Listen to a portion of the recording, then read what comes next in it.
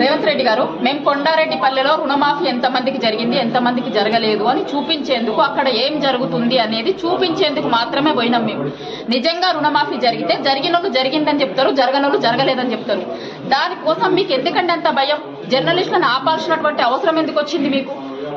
మా మీద అటాక్ చేసిర్రు. అక్కడ మేము పోలీస్ స్టేషన్కి పోయి కంప్లైంట్ ఇచ్చినాం.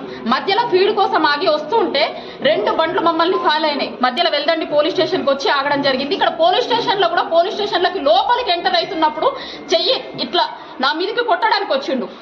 మేము మిమ్మల్ని ఒక్కటే అడుగుతున్నాం, రేవంత్ రెడ్డి గారు, మీ ఆడబిడ్డని, మీ ఇంట్లో నీ బిడ్డని, నా బిడ్డకి పెళ్లి టైంకి నన్ను లోపల పెట్టిరు, పోలీస్ స్టేషన్ లేచిరు, జైలు లేచిరు అన్నారు కదా. మీ బిడ్డ ఏజ్ ఉన్న పిల్లలమే కదా, మేమిద్దరం కూడా మీ బిడ్డ ఏజ్ ఉన్న ఆడబిడ్డలమే కదా.